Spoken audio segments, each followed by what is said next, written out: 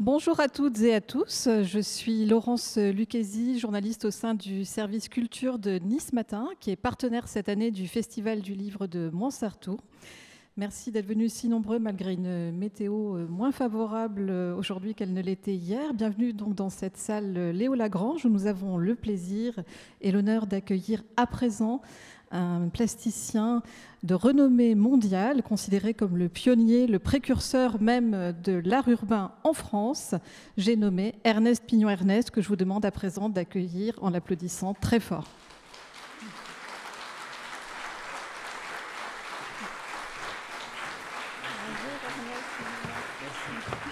Bonjour Ernest, comment allez-vous? Ça va plutôt bien, je cours un peu, parce que je suis intervenu il n'y a pas longtemps, il y a moins d'une heure, enfin voilà. Non, mais c'est avec plaisir, je vous retrouve. Bonjour. Oui, ça faisait un petit moment que nous étions au point de vue. Alors avant que nous commencions cet entretien, si vous le voulez bien, je voulais juste faire une petite piqûre de rappel en préambule. Du plateau d'Albion à Certaldo, je ne sais pas si je prononce correctement, de Charleville à Paris, de Naples à Alger, de Nice à Soweto, du Chili à la Palestine. Cela fait plus d'un demi-siècle que vous changez les rues du monde entier en œuvres d'art éphémères. Certaines de vos images, notamment les fusillés de la Commune ou votre Rimbaud vagabond, qui ont été reproduites à des centaines de milliers d'exemplaires, sont devenues de véritables icônes des temps modernes. Surgissant par effraction dans le champ du réel, à même le bitume, dans les cabines téléphoniques, dans les chapelles ou dans les prisons, vos destins en bouleversent autant l'appréhension que les perspectives ou les habitudes. Précurseur dès 1966 de l'art urbain, je ne dirais pas le street art, parce que je crois que vous n'appréciez guère. Vous êtes même entré dans le Petit Larousse en 2004, n'en déplaise à votre modestie. J'étais surpris dans le Larousse. Ouais. Et vous n'en finissez plus d'inspirer d'autres artistes, tels que JR, il me l'avait confié lorsqu'il avait réalisé ce documentaire avec Agnès Varda, ou Le Valais. Et vous continuez à 79 ans d'alerter les consciences avec votre travail in situ, travail auquel un hommage plus que mérité avait été rendu au MAMAC de Nice en 2016, notamment. Alors tout d'abord, avant que nous n'évoquions ce riche parcours, ou du moins quelques temps forts, parce que sinon nous n'y passerions pas 50 minutes, ouais, mais c'est l'âge. La journée, que représente pour vous le fait de participer à un événement comme le Festival du livre de Montsartou, en particulier par rapport au thème qui est celui de cette 34e édition, Toujours la vie invente? Ben là c'est particulier, Montsartou, parce que j'ai une espèce de familiarité, quoi. Je me sens un peu chez moi. C'est-à-dire, c'est un retour. C'est comme un retour chaque année, c'est un repère. Je veux dire qu'il y a un climat dans ce festival qui est exceptionnel. Vraiment. Il se trouve, j'ai la chance, comme j'ai fait maintenant, je ne sais pas, quelques dizaines de livres, d'être invité dans nombre de rencontres liées à la littérature. Il n'y en a pas qui réussissent cette atmosphère de rencontres, de chaleur, de complicité. Là, j'ai couru pour arriver, je déjeunais avec Pierre-Marc de Bazy, grand spécialiste de Flaubert, avec Edmond Baudouin, qui est à mon avis un des plus grands dessinateurs de la bande dessinée, avec Ferrandez, qui a rendu compte de notre relation avec l'Algérie. Je veux dire que ici, hier soir, c'était avec Nancy. Vraiment, ce lieu est exceptionnel, vraiment, vraiment. Et toujours, on est sous le parrainage d'Edgar Morin, qui est pour nous tous une référence. Vous voyez, je veux dire, moi j'ai un souvenir extraordinaire. Je fais toujours des digressions, hein, tant pis. Hein, il me vient ça. Il me vient ça. Je préside une association. Nous avions organisé une rencontre entre Monsieur Aubrac, vous voyez, grand résistant, et Edgar Morin à Paris dans un grand cinéma. Et j'accueille. J'oublie le prénom parce qu'on parle toujours à sa femme, Aubrac. J'accueille Monsieur Aubrac qui me dit « Je vous remercie de m'inviter pour cette rencontre avec Edgar Morin, mais vous savez, je ne suis pas un intellectuel du niveau d'Edgar Morin, je suis un peu inquiet. » Vous voyez, des personnages comme ça qui ont traversé la résistance et tout. Donc, je vais installer Monsieur Aubrac Et puis j'accueille Edgar Morin. Edgar Morin arrive, il me dit, je le connais un peu parce que j'ai fait un voyage jusqu'au Yémen avec lui, vers la maison d'Arthur Rimbaud. Alors il me dit, écoute, je suis très content de rencontrer Aubrac en public comme ça, mais tu sais, je ne suis pas un résistant de la dimension de Aubrac. Vous voyez, je veux dire que ces gens qu'on admire tous, qui ont cette dimension, ont cette humilité, tous les deux étaient inquiets de cette rencontre, quoi. Vous voyez, c'est bouleversant, de types qui ont cette dimension, quoi. Voilà. Alors on va revenir sur les fondamentaux. On va suivre un peu un ordre chronologique, mais si digression il y a, n'hésitez pas. Donc on va revenir à l'année 1942, évidemment, votre naissance à Nice, d'un papa travaillant aux abattoirs et d'une maman dans le domaine de la coiffure, dans une famille de 5 enfants. Et donc rien ne vous prédestinait à devenir un artiste. Quel a été l'élément déclencheur? Qu'est-ce qui a fait que vous êtes emparé, peut-être pas tout de suite, d'un fusain d'ailleurs. Vous vous doutez, ça me fait bizarre d'envisager comme ça mon parcours avec ce recul. Déclencheur. Probablement que j'avais un petit truc à l'école primaire pour le dessin. Voilà, le seul truc qui me valorisait un peu. Donc je dessinais. En fait, mon rêve aurait été... j'essayais d'être footballeur ou coureur cycliste quand même. C'est-à-dire que j'avais plus de repères comme ça. Tous mes frères et sœurs, on a tous fait des mon frère qui vient de mourir il y a quelques mois, à 83 ans, il continuait à animer une salle de musculation. Vous voyez, c'est-à-dire qu'on était dans le sport complètement. Et il n'y avait aucun livre à la maison. Je lui ai demandé quelques semaines avant qu'il meure, je lui ai dit, tu te souviens d'un livre à la maison? Il me dit, non. Après, on a retrouvé que il y avait un Larousse que mon père avait eu pour son certificat d'études. Voilà. Donc, j'avais ça. J'ai un déclencheur à cause d'une chose que j'ai racontée et qu'on m'a retourné. Moi, quand on dessine et qu'on n'est pas dans un milieu cultivé comme ça, j'avais une partie de ma famille dans l'arrière-pays, à Sospel. Voilà, je suis très attaché à Sospel. J'ai dessiné le pont. Vous voyez, je faisais des dessins comme des cartes postales, comme ça, quoi. Voilà, le pont, la fontaine de Sospel, tout ça. Et en août 54, parce que j'ai reçu le numéro. Donc je dessinais des choses comme ça, un peu laborieuses, en essayant que ce soit juste.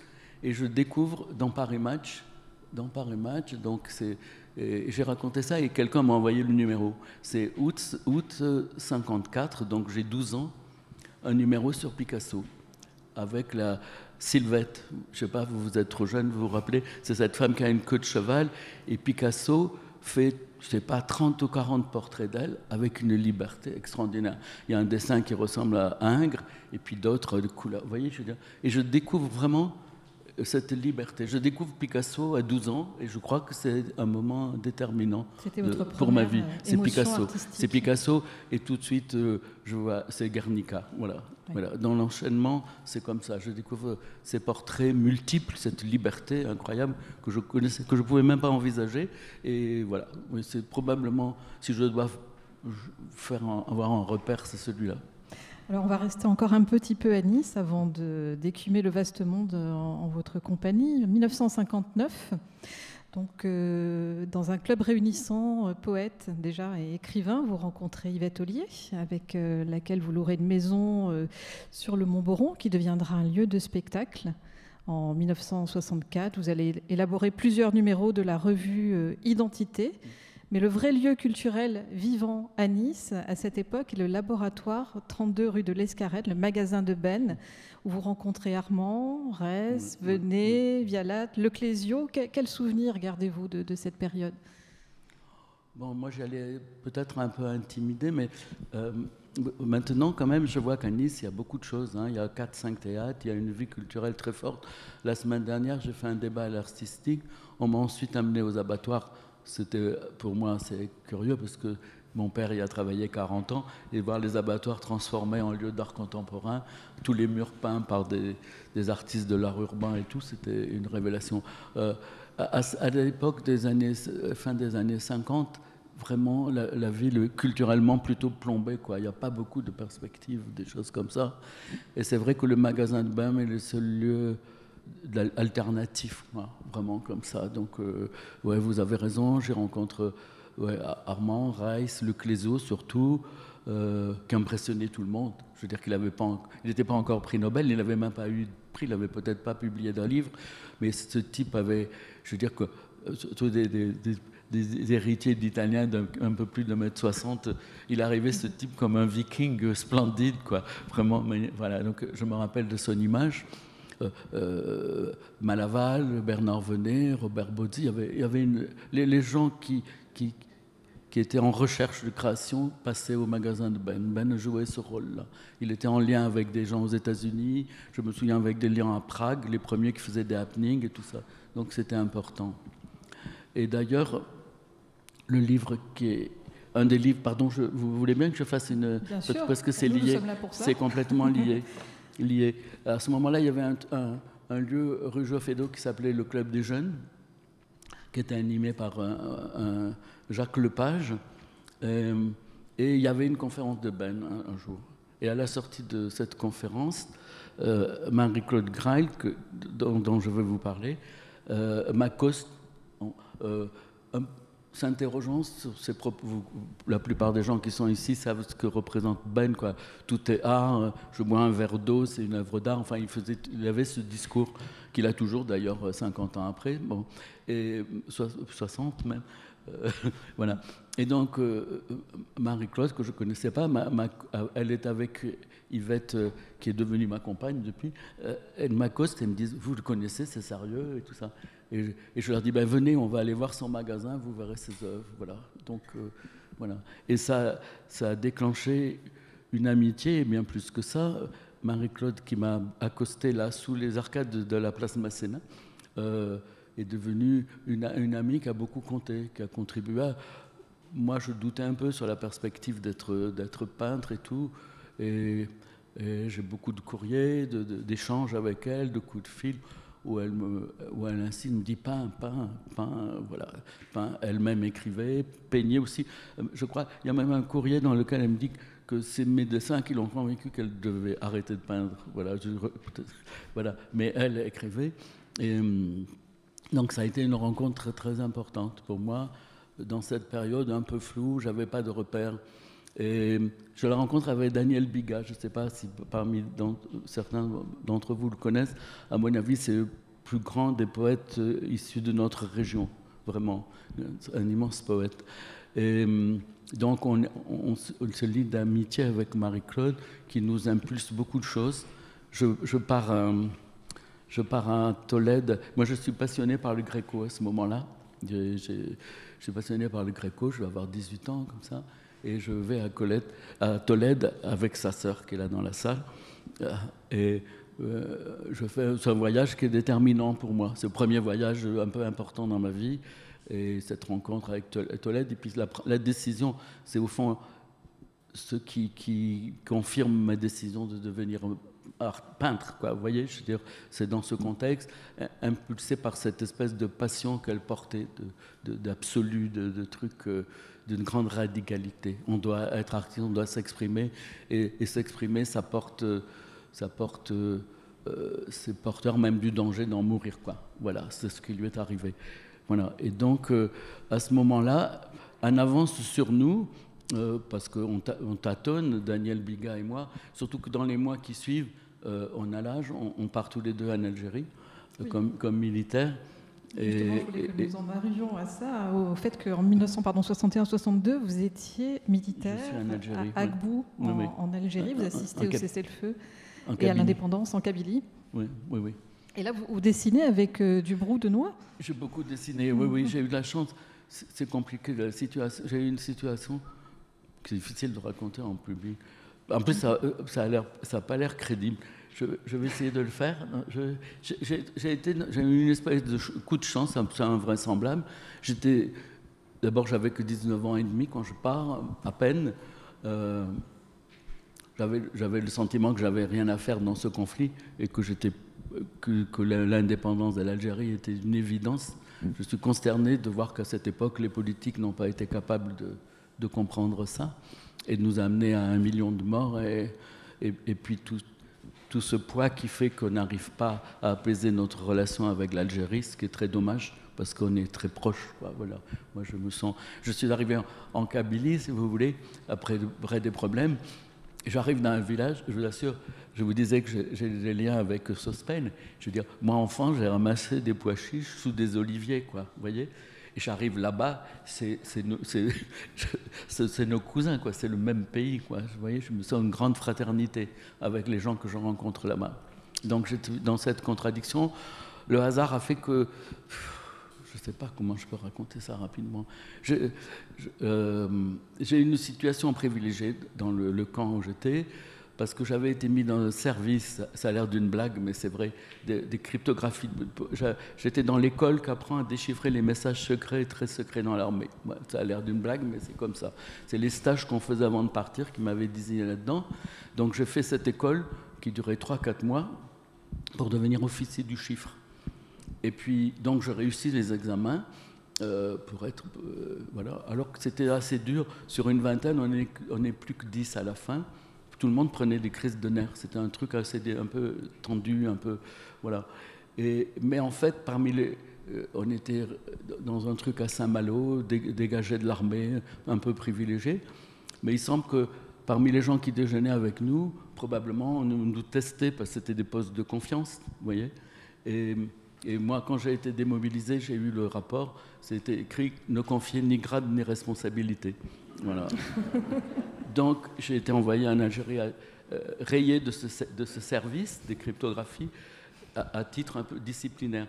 Je fais la connerie de ne pas descendre du train à Marseille, d'aller 3 semaines dans ma famille à Nice, donc de rejoindre l'Algérie avec 1 mois de retard, donc pas mal d'ennuis à l'arrivée. Mais j'arrive dans ce coin de Kabylie, et on me convoque tout de suite. Évidemment, je me fais engueuler, enfin, les trucs de l'armée. Mais le colonel me dit, tu sais utiliser la dernière machine, là? C'était la panique, là, à la fin. C'était au moment où ça tournait très mal. Et il y avait plein de messages secrets, très secrets, qui passaient par un nouveau matériel. Et j'étais le seul à savoir m'en servir, parce que j'avais fait cette école, mais je n'étais pas habilité à le faire. Donc j'étais rayé du truc, j'avais plus l'habilitation, il y avait influence néfaste, confier ni grade. Et donc le colonel me fait un deal, il me dit on a besoin de quelqu'un qui sait déchiffrer ces messages, donc toi tu sais le faire, tu sors pas, et donc on me met dans j'ai une piole à part. Et au fond, moi, j'aimais assez être... J'étais un peu enfermé, je ne devais pas en sortir, m'emporter à manger, je déchiffrais les messages. Au fond, pour moi, c'était rêver, quoi. C'était comme une punition, mais c'était pas mal, quoi, vraiment. Donc, comme je dessinais, vous avez raison, au bout de noix, sur les journaux, le papier journal, voilà. En autodidacte. J'ai coupé votre fil, excusez-moi. Non, vous avez appris en autodidacte et ensuite le fusain qui est devenu votre outil de prédilection, le fusain et la pierre noire. Oui, ça vient un peu après. Là, en Algérie, je fais avec ce que j'ai sous la main. Je mets dans ma dernière exposition, j'ai mis une citation de Guernica que j'ai faite avec de la craie que j'avais colorée avec de l'encre. Enfin, je bricolais, quoi. J'ai bricolé. Oui, sinon, en effet, j'ai appris, j'ai la chance, ça m'a venu de regarder ma vie comme ça, excusez-moi, ça fait... j'ai la chance, je quitte l'école à 15 ans et je cherche un travail et j'ai la chance qu'un architecte de Nice, un peu décalé, un peu insolite, je lui rends hommage, m'engage à moins de 16 ans dans son cabinet à la vue de mes dessins, quoi, voilà. Donc, ce qui fait que j'ai cette chance de gagner ma vie, d'être indépendant économiquement avant 16 ans, quoi. Vous voyez, je veux dire. Donc, ça fait 60 ans que je vis du dessin, quoi. Voilà. Ça m'a donné une grande liberté. Une grande partie des choses que j'ai pu faire, ces interventions dans les rues comme ça, qui n'ont aucune logique économique, je pouvais me les offrir parce que je savais qu'éventuellement, je travaillais 1 mois chez un architecte. Vous voyez, je veux dire, j'avais acquis une professionnalité quoi, qui me permettait ça. Alors, autre temps fort de votre parcours, 1966 au plateau d'Albion, puisque c'est là que vous autorisez pour la première fois des grands formats de 4 mètres sur 2. Et surtout, des pochoirs, là. Ouais, des pochoirs. Oui. Et là, donc c'est au moment de la contestation de l'implantation de la force de dissuasion nucléaire française dans la région. Et donc, c'est à ce moment-là que vous avez eu l'idée de réaliser ces pochoirs. Oui, c'est-à-dire que donc je travaille quelques années chez un architecte. Je fais 2-3 trucs un peu plus importants. La villa d'un dentiste à Cimiez. Et je découvre que j'ai de quoi vivre un an, mais pas en restant à Nice, quoi. Vous voyez, je veux dire, et depuis toujours, je faisais un peu comme à mi-temps, j'essayais de peindre les week-ends et tout ça, tout en travaillant chercher. Et là, à un moment, je me rends compte que si je pars, je peux vivre un an en essayant de faire de la peinture. Vraiment, c'est à ce moment-là. J'achète une camionnette de chevaux, des rouleaux de toile, de la peinture et tout ça.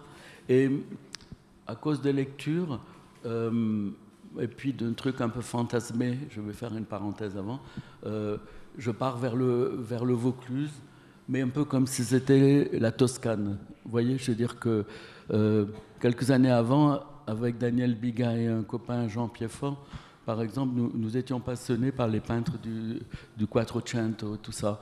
Et on était partis en Toscane, et notamment, on avait fait des dessins à la craie, sur les gens qui connaissent Florence, en haut sur la place Michelangelo, où les gens vont voir le Ponte Vecchio, là au coin où il y a tous les touristes. On n'avait pas à la craie pas peint, donc on avait dessiné à la craie une Pietà qu'on agrandissait tous les jours. On avait gagné un argent fou, on se payait des glaces de 10 000 euros. Et voilà. Et donc, j'avais une vision rêvée de la Toscane à cause le Vaucluse, c'était René Char, c'était Pétrarque, c'était le Mont Ventoux, et puis ces paysages. Voilà, j'avais une espèce de rapport Toscane-Vaucluse. Donc, je pars vers le Vaucluse. Je cherche avec ma camionnette de village en village où m'installer. Et depuis les Tours de Vénasque, au loin, je vois un village qui s'appelle Métamis. Je dis, oh, c'est très joli, je vais là. Voilà, c'est un peu comme ça. Donc je m'installe. Il y avait un ancien café, il y avait une mine fermée, un ancien café fermé, qu'on me loue comme atelier. Et là, je me déroule des toiles et je pense faire de la peinture, moi. Vraiment, pour moi, je vous disais, mon truc, c'était Guernica, quoi. Voilà. Et à ce moment-là, j'apprends que s'implante à 30 km la force de frappe atomique. 1000 fois Hiroshima, vous voyez, dans ces paysages de Vaucluse. Voilà, quasiment cette puissance de mort épouvantable sous des amandiers. Mettons, je pense aux amandiers. C'est un poème de Mahmoud Darwish qui dit « Si tu sais décrire un amandier en fleurs, tu peux dire notre hymne national. » Vous voyez, voilà. Et donc, j'envisage de peindre cette espèce de violence que signifie cette puissance de mort symbolique sous les plus beaux paysages. Et je me rends compte que je ne peux pas le représenter, que je ne peux pas faire un tableau qui exprime ça, cette contradiction, cette beauté, cette peur fondamentale. Et qu'en fait, c'est le pays qui a été détourné, qui est dévoyé. C'est la terre, ce sont les amandiers, c'est le paysage qui est agressé, dévoyé, détourné de ce qu'il porte, et que c'est directement sur le lieu qu'il faut intervenir. Vous voyez, je veux dire, comme le stigmatiser. Voilà, marquer le lieu de cette puissance de mort qu'on lui a infligée. Et donc, je réunis toujours beaucoup de documents. Hein. Voilà, j'ai beaucoup lu sur le nucléaire et tout ça à ce moment-là. Et il y a une photo très célèbre. On dit qu'elle est prise à Hiroshima. Il semble que c'est à Nagasaki, en fait. L'éclair nucléaire a photographié le mur, un mur. Vous voyez, l'éclair a décomposé un homme. Il y a une échelle, vous connaissez probablement cette photo. Il y a une échelle sur la gauche et il y a l'ombre portée d'un homme qui a été désintégré par l'éclair nucléaire. Il y a comme un fantôme, comme ça. Donc, à partir de cette image terrible, qui est comme un tournant dans l'histoire de l'humanité, hein, l'homme peut annihiler l'humanité, je fais un grand pochoir où l'homme est grandeur nature et je vais imprimer sur les routes qui vont vers le plateau d'Albion cette image. Voilà, c'est en effet la première fois que je mets une image d'homme dans l'espace réel pour le marquer, pour le travailler en quelque sorte. Au fond, après, je ferai presque toujours que ça, si vous voulez, hein, c'est ça. Après, rétrospectivement, je me suis rendu compte, pour vous dire, je n'étais pas convaincu de ça, parce que le premier livre qu'on a fait sur mon travail, j'ai commencé avec les sérigraphies, parce qu'il y a un vrai travail de dessin, et je n'avais pas inscrit ce travail-là dedans, parce que je le considérais un peu à part, voilà, il n'y avait pas de travail de dessin et tout ça. C'est rétrospectivement que j'ai compris d'abord que c'était assez important pour moi, c'est la première, que le nucléaire, c'est ce qui marque ma génération, et puis vous savez, Pline l'Ancien dit que met l'origine du dessin l'ombre portée. Vous voyez, la fille d'un potier qui dessine l'ombre portée de son fiancé. Et donc, tout mon travail démarre avec une ombre portée, mais ce n'est pas l'ombre portée du soleil, c'est l'ombre portée de l'éclair nucléaire. Vous voyez, donc symboliquement, c'est un truc, je ne sais pas, je dis un truc, j'emploie toujours ça, truc, c'est pas le mot juste, quoi. c'est un constat très, très important, quoi, voilà. Et donc, je vais travailler sur les lieux, c'est comme le constat d'une impossibilité de représenter quelque chose, vous voyez. Et au fond, tout mon travail est bâti sur ce genre de choses. Je ne veux pas couper votre fil. Non. Et donc à la fin de l'année 67, parce que c'est vrai que tout votre parcours est tissé de rencontres, d'amitiés. Il y a eu celle avec Georges Tabarot, grâce auquel vous entrez au journal communiste Le Patriote en 67. Puis vous travaillez en 1971, peu après, donc, sur la série de La Commune. Et c'est à cette période que vous rencontrez Henri Cueco. Avec lequel débute une longue amitié. J'aimerais que vous évoquiez en quoi cette amitié a été essentielle pour vous. Oui, c'est-à-dire que je le rencontre justement lié au travail sur la commune. Le travail sur la commune, je vais dire ça. Parce qu'après les pochoirs, je fais encore des pochoirs, mais ce n'est pas satisfaisant. En plus, je ne suis pas à l'aise avec les découpes et tout ça. Et le côté binaire, vous savez, les pochoirs, c'est noir ou blanc. Encore que maintenant, vous avez des exemples dans la ville, j'ai vu tout à l'heure, il y a des pochoirs de C215. Il est arrivé à donner une vibration, une sensualité au pochoir. Lui, Jeff Aérosol, il y a quelques-uns qui ont su.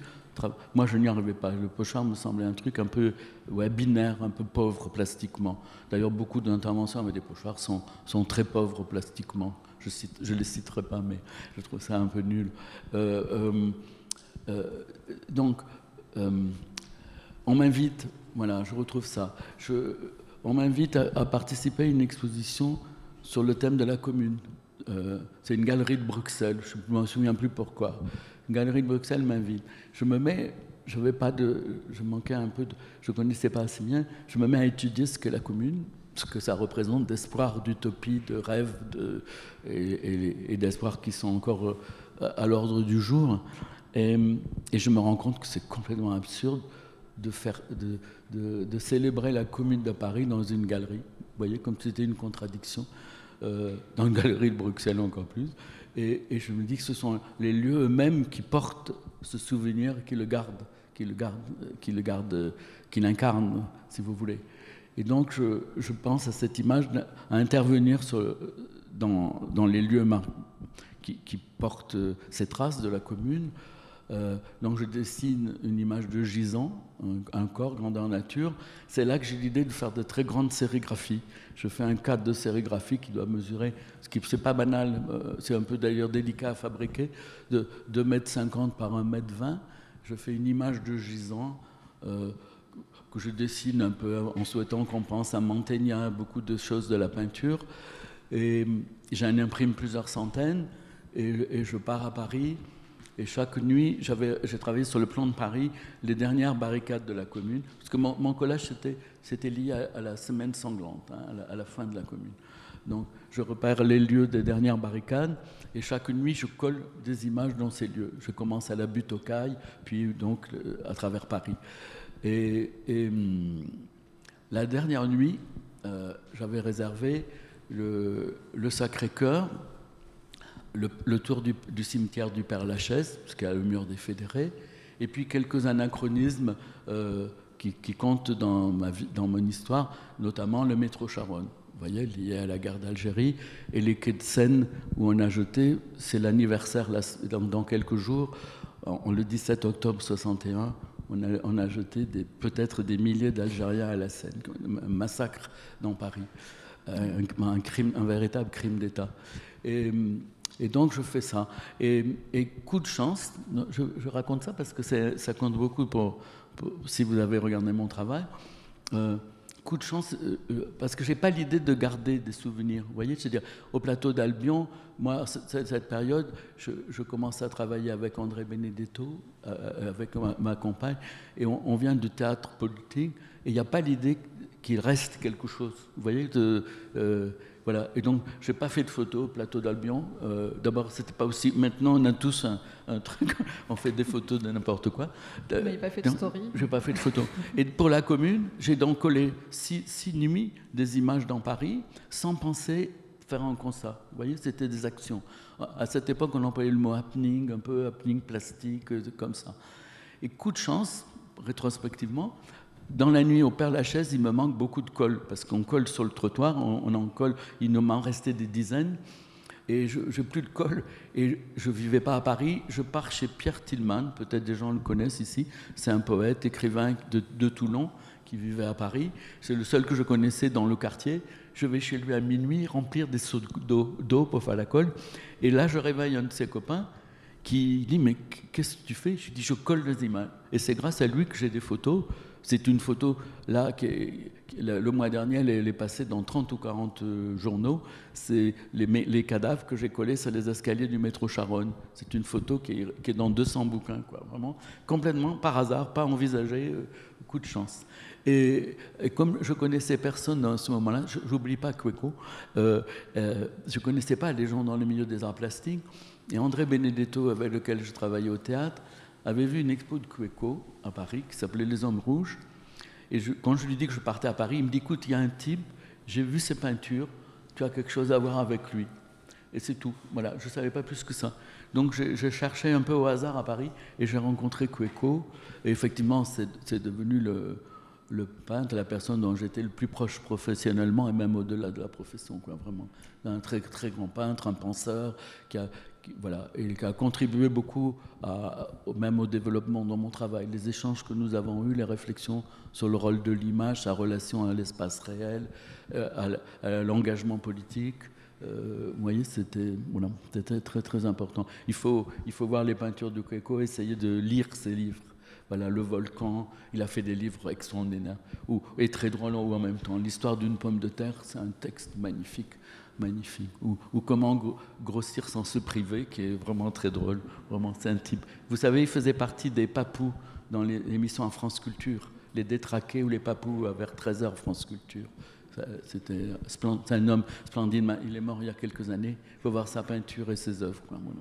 Alors, autre rencontre déterminante, il y a eu celle avec Francis Biras, qui œuvre au sauvetage de la ruche. Vous savez tout, hein. On essaie. Et qui vous propose un atelier.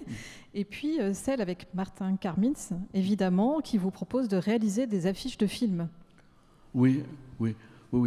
C'est pas aussi déterminant, hein. Sinon que ça a eu cet avantage, c'est que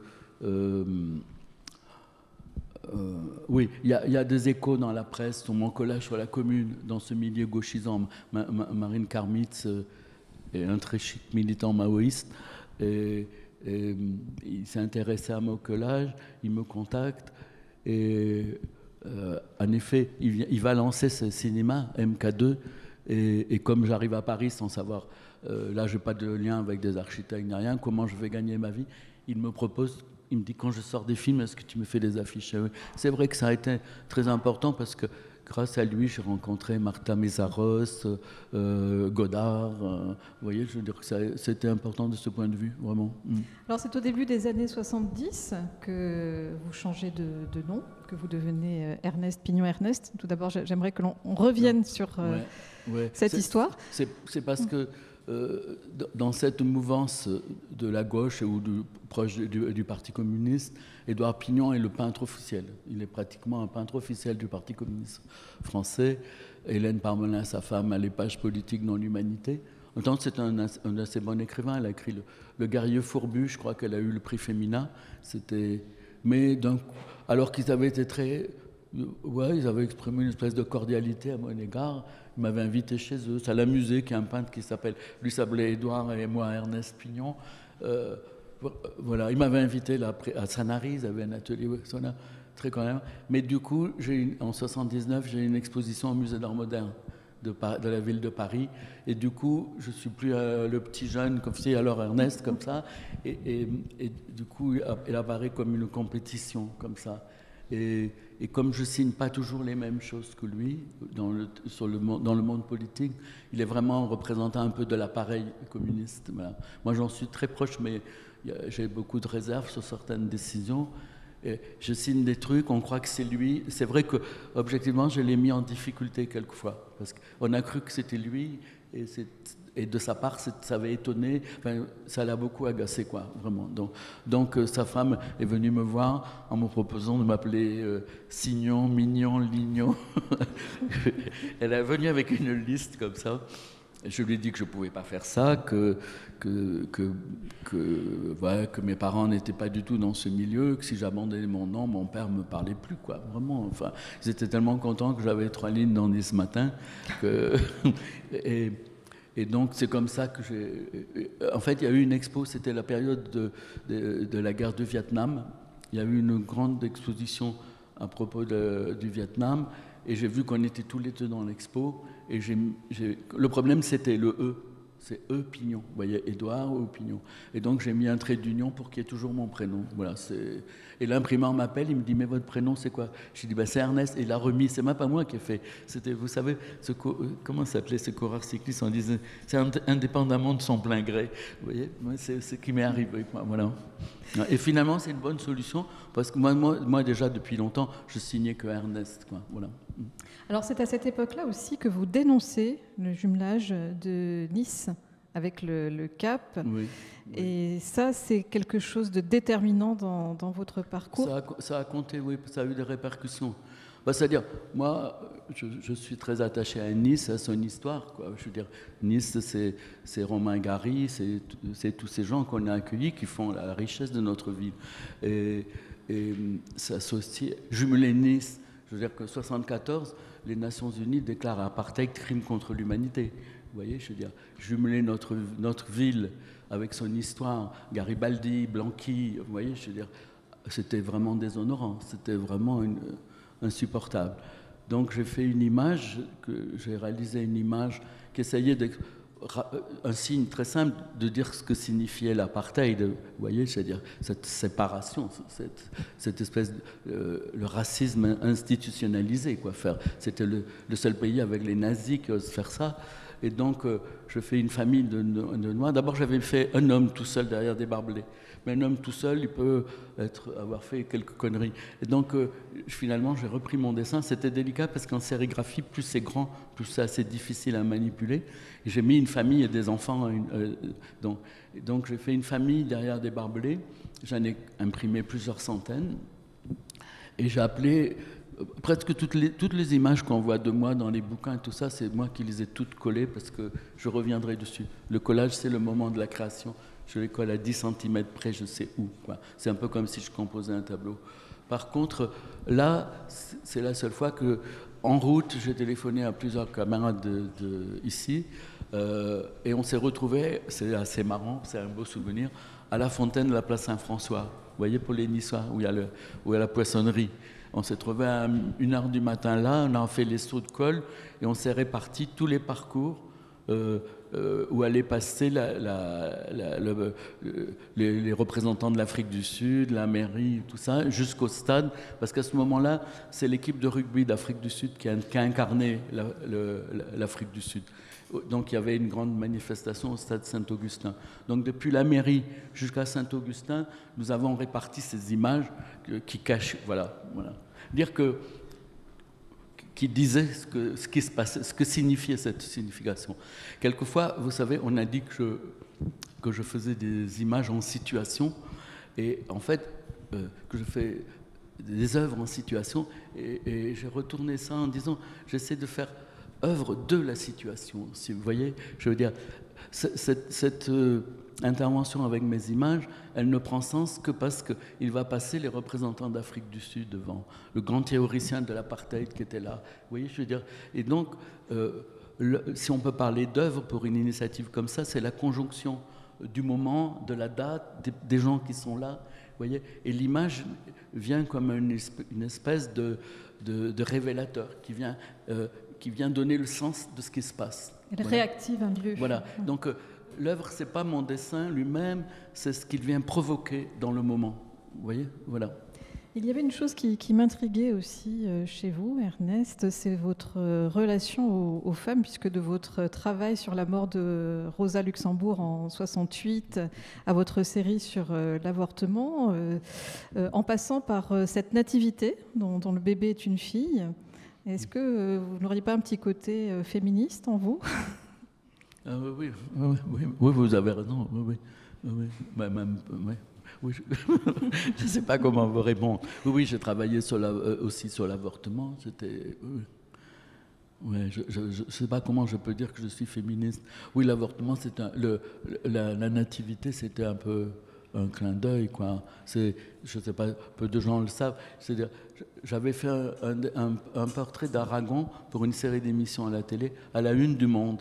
Et du coup, j'étais en relation avec les gens du Monde et ils me disent, dans quelques jours, c'est Noël, est-ce que vous nous faites une pleine page pour Noël ? Alors, je dis, vous savez, je ne suis pas croyant, je ne suis pas chrétien, appelez-moi demain. Et puis, mais quand même, je connais tous les codes. Bien sûr, j'ai été enfant de chœur à l'église de Sospel, hein, quand même. Je connais les codes. Bon, j'ai perdu la foi. Et je leur fais une nativité très classique, assez jolie comme ça, avec la main qui tient l'enfant. Et donc, dans un premier temps, ça a été très bien reçu, mais c'est une fille. Voilà, c'est une fille. Et ça a fait... j'ai reçu des lettres, mais des dizaines de lettres d'insultes, vraiment, hein, je vous assure. Le journal déchiré, Jésus était Dieu et homme à la fois. Voilà. Et sauf un groupe de femmes féministes qui m'a écrit, de femmes catholiques qui m'ont écrit, vous avez posé la vraie question, si le sauveur était une femme. Voilà. Chiche. Je vous assure, je suis partant. Ouais, moi, pire que ça, moi, j'ai une grande admiration pour Bruno Schulz. Vous verrez comment il dessine. Voilà. J'ai aussi cette image des extases que vous aviez à l'occasion de la rétrospective qui vous a été consacrée au Maroc de Nice, à la chapelle Saint-Pons. Oui. Vous aviez... C'est difficile, oui. C'est difficile de parler de ce travail-là. Il est né complètement de la lecture. Voilà. D'ailleurs, je n'ai dessiné que des femmes qui ont écrit, que des grandes mystiques qui ont écrit, sauf Angèle de Foligno, c'est son confesseur qui écrit. Mais il dit ce qu'elle dit, quoi. Voilà. C'est difficile, comme ça, un micro et en haute voix, de parler de ça. En gros, ces femmes... c'est un peu schématique, hein, je ne peux pas nuancer comme ça. C'est assez difficile. Ces femmes, elles s'affirment les épouses du Christ. Elles ont d'abord qu'elles veulent partager les douleurs de la passion. Elles s'infligent toutes des choses épouvantables, voilà, très très violentes, vraiment. Elles sont battues. Il y a une espèce de le sadisme catholique est sans limite. Et voilà. Et donc, mais en même temps, c'est une grande sensualité. Elles disent des trucs. Lisez Angèle de Foligno ou même Thérèse d'Avila. Julia Kristeva m'a fait le plaisir d'écrire un texte sur mes passions. Elle dit dans le texte, en parlant de Thérèse d'Avila, elle dit « Cette femme est un ruissellement constant ». Voilà. Et vous savez, d'ailleurs, c'est la sculpture qui m'a posé beaucoup de problèmes. La Sainte Thérèse du Bernin, qui est à Rome, quand j'ai commencé à faire ce travail, chaque fois que je passais lui dire bonjour à Rome, j'étais découragé, j'abandonnais mon projet parce qu'après, quand on a ça dans le rétroviseur, c'est vraiment très difficile, quoi, vraiment. La sculpture du Bernin prend un petit texte de Thérèse d'Avila que je connaissais par cœur, c'est plus le cas, mais elle dit « Un ange très beau m'est apparu, il avait un dard d'or dans les mains, brûlant au bout, qui me plonge dans les entrailles, jusqu'au fond des entrailles. La suavité était si grande que je n'avais pas envie que ça cesse. Je veux dire que, vous voyez, c'est Lacan qui fait un texte là-dessus qui dit, ça s'appelle « Encore ». Voilà. Et donc, je suis parti de toutes ces femmes ont ça. Par exemple, tout à l'heure encore, quelqu'un m'a parlé de cette installation que j'avais faite en me disant votre plan d'eau. Mais l'idée de l'eau vient que toutes ces femmes ont des métaphores liées à l'eau complètement. C'est pas une idée de décorateur, quoi. Voilà. Et si vous voulez, en gros, il y a dans leur texte où elles sont les épouses du Christ, où elles disent des trucs d'une très grande sensualité. Certaines ne se rendent pas compte de ce qu'elles disent, même. Je veux dire qu'elles disent des trucs, là je ne vais pas les dire à haute voix, mais il y a des trucs vraiment salaces, mais qu'elles ne savent pas. Celles qui ont été mariées comparent avec leur mari, elles disent quand même, avec le Christ c'est mieux. Non, pardon, je suis obligé, quand je parle de ça, de rigoler un peu. Pardon. Et donc, il y a donc chez elles cette grande sensualité dans tous leurs textes, et en même temps un refus de la chair, un désir de se désincarner tout le temps. Et j'ai eu des mois et même plus, comment exprimer ça? Donc tout ce qui était de la sensualité de la chair, c'est le plaisir que j'ai à dessiner. En plus, j'ai eu la chance, j'ai fait quelques scénographies avec les ballets de Monte-Carlo. Et il y a Jean-Christophe Maillot. Oui, Jean-Christophe Maillot, qui est un très grand chorégraphe. Et il y a sa danseuse étoile qui est... Bernice Copiano. Je n'ai pas de mots pour dire ça. Et elle a accepté de travailler avec moi sur ce projet, et c'est exceptionnel. Et donc, j'ai fait beaucoup de dessins avec elle, et donc je lui faisais lire les textes, on cherchait encore. Je veux dire, Marie de l'Incarnation dit « Il me faudra accoucher de ma propre boue », vous voyez, il y a tous ces textes. Donc, les dessins sont nés de ça. Mais après, comment exprimer cette contradiction qui les traverse? Ce n'est qu'en pensant à ce que je reviendrai à ce que je fais dans les rues. Ce n'est que... Je veux dire que les images que j'installe dans les rues, elles sont travaillées par l'endroit et par le lieu et sa matérialité. Si vous voyez, je veux dire, je nourris mes images et je sais qu'une partie du sens, une partie de ce qui les traverse, viendra de l'endroit où je vais les coller. Et là, j'ai essayé d'appliquer un peu le même processus. J'ai travaillé, j'ai mis, je reviens là-dessus, je me répète, pardon, tout ce qui est de l'insensibilité dans mes dessins, et j'ai travaillé la forme des feuilles, les feuilles elles-mêmes, comme en contradiction avec le dessin. C'est-à-dire affirmer le corps d'un côté et la fluidité, l'espace, la légèreté dans les feuilles. Vous voyez, voilà. C'est quand j'ai trouvé cette solution et de faire tenir les dessins verticaux dans l'eau, parce que tout ça est bâti sur ce renversement des sens, et l'eau noire permet de les retourner, et avec cette grande fluidité de mes feuilles, quoi. Voilà. Donc, il faut trouver la solution plastique qui réponde à ce qu'on cherche. Voilà. Alors à propos de sensualité, j'aimerais que l'on parle justement de cet ouvrage dont le titre à lui seul est un manifeste, Annoncer la couleur, et qui est l'un des derniers fruits de votre longue collaboration avec le poète André Velter. Oui, mais actuellement, il m'a appelé hier soir, on fait un livre sur ses poèmes érotiques en ce moment. Voilà. Là, c'est un pari. Là. Ce livre, c'est un jeu pendant 3-4 ans. Il y aura une table, pardon Ernest, il y aura une table de presse d'ailleurs au sortir de cet entretien où vous pourrez également poser des questions. Oui, parce que je veux parler de deux autres livres aussi, s'il vous plaît. Ce livre c'était comme un jeu intellectuel, un pari. André m'a envoyé des textes, je vais prendre au hasard. Par latitude d'oubli et longitude extrême, passer le cap de bonne insouciance. Voilà, il m'a envoyé des vers comme ça. Et sur la rive enchantée de la terre et des ciels, arriver en avance au dernier rendez-vous. Vous voyez, il m'a envoyé des courts textes comme ça, et j'essayais de comment les traduire avec une image. C'était un jeu, un dialogue. Et puis quand il les a montrés, on a fait beaucoup de livres chez Actes Sud. Quand il les a montrés à Actes Sud, c'est une maison d'édition très vive, très vite. Ils ont dit on publie. Voilà. Donc c'est un livre très poétique. Mais avec André Velter, nous avons fait, je crois, 18 ou 19 livres ensemble. Voilà. On a celui-là aussi, sur un nuage de terre ferme, qui est sa passion pour un torero. Moi, je ne connais pas bien ce domaine. Rosé Thomas, qui dit c'est un torero taoïste, immobile, très zen comme ça, qui dit que lorsque je vais toérer, je laisse mon corps à l'hôtel. Voilà, c'est très étrange, c'est un personnage très très étrange. Grâce à un film de sa corrida, il paraît que c'est une corrida exceptionnelle. Hier soir, j'ai dîné avec Jean-Paul Capitani, le directeur des éditions Actes Sud, qui est un passionné de corrida. Il dit, quand on a vu cette corrida, après, on décide de ne plus aller en voir, parce que ça ne peut plus jamais être aussi bien. Voilà.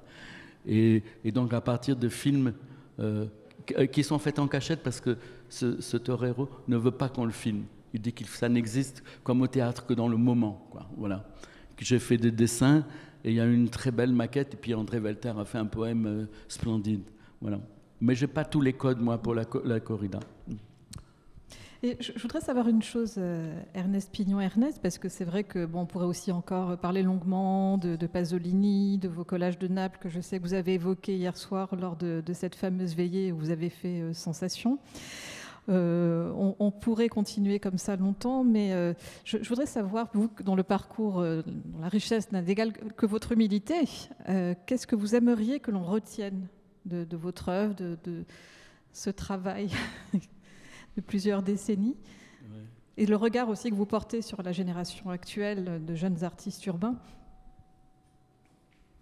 Non, je ne suis pas au stade où je ne m'inquiète pas de ce qui va... Non, je ne me suis pas mis en situation de penser ce qui va rester. Vous savez, tout mon travail est bâti sur des choses éphémères. Hein. Je crois que ce n'est pas un hasard qu'on est dans une période où on ne fait pas des trucs dans le marbre, quoi. Je crois que c'est sûrement pas un hasard. C'est un artiste qui se cultive avec notre temps, aboutit à ce que je fais, qui est l'éphémère fait partie de ce que je propose. C'est-à-dire que la perspective que ça disparaisse est un élément suggestif qui compte autant que le dessin, peut-être, je crois. Je n'ai pas compris tout de suite. Je l'ai compris la première fois que j'ai collé Arthur Rimbaud. Vous voyez, j'ai collé une image d'Arthur Rimbaud de Charleville à Paris sur les routes, puis dans Paris. Et après, en révision, je me suis dit, au fond, ce qu'il y a de plus rimbaldien dans cette histoire, c'est que, parce que j'étais passé à Charleville, que j'ai vu un Rimbaud en marbre, on s'est dit, c'est vraiment con, quoi. C'est vraiment la contradiction même. Donc, ce qu'il y avait de plus rimbaldien, c'est que mon image de Rimbaud ne le figeait pas et qu'elle allait passer. C'est René Char qui dit, tu es passé comme une balle. Voilà, vous voyez, et cette fragilité, elle fait partie de la proposition. Et beaucoup de mes images de Naples, par exemple, qui interrogent les représentations de la mort, elles sont traversées par cette contradiction, elles sont très investies. Elles citent d'autres peintures, Caravage, Mattia Preti, Stanzione, Ribera, et en même temps, on voit que c'est du papier journal et qu'elles ne vont pas rester, vous voyez. Et ce que ça provoque là intervient dans la réception de l'image. Donc l'éphémère fait partie de mon travail. Parce que... Et ça en fait partie avec une grande contradiction, parce que j'essaie de faire en sorte que ce qu'on ressent soit indétachable de l'histoire du lieu. Mes images naissent du lieu et de son histoire, d'une appréhension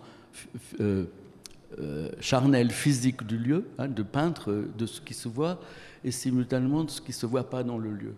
Et mon image, elle est nourrie de tout ce que j'ai chopé, de cette appréhension-là, et je l'élabore nourrie de ce regard, hein, de cette connaissance. Et quand je viens la glisser dans le lieu, mon image, elle doit venir le travailler d'un point de vue plastique. C'est ce que, mettons, dit Buren de ses rayures. Il dit, mes rayures travaillent le lieu plastiquement. Moi, je fais ça. Je travaille le lieu plastiquement, mais je le travaille aussi au niveau de sa signification, de sa symbolique. Vous voyez, voilà. Alors c'est sûr, et la fragilité fait partie pose une question de temps. Voilà. C'est sur cette belle image que nous allons conclure cet entretien. On a fini déjà. On a fini déjà, on n'a pas vu le temps passer. Il faut que je dise de moi là. Ce livre va vraiment être très important. J'ai commencé, au début j'en ai parlé, c'est une grande poétesse dont j'étais très proche et qui a beaucoup compté dans mon parcours. Ses poèmes c'est l'absolu, c'est vraiment... Ouais, il y a quelque chose d'essentiel. Qui dit que la poésie, c'est un engagement existentiel et qu'on peut y laisser sa peau. Et toute sa poésie exprime ça. Et puis j'étais à Haïti l'année dernière. J'ai partagé avec Lionel Trouillot, grand poète haïtien, une passion pour Jean Ferrat. j'ai découvert qu'on l'a partagé et nous avons fait un livre ensemble sur Jean Ferrat qui est splendide. Là. Ce qu'il écrit, lui, ce type avec son écriture très très particulière, nourrie du créole, c'est d'une grande beauté, de grande force, et il partage les mêmes valeurs, les mêmes aspirations que Ferrat à l'autre bout des Caraïbes, là-bas. C'est splendide. Voilà. Ernest Pignon-Ernest, merci infiniment pour cet entretien. Merci à vous pour votre attention.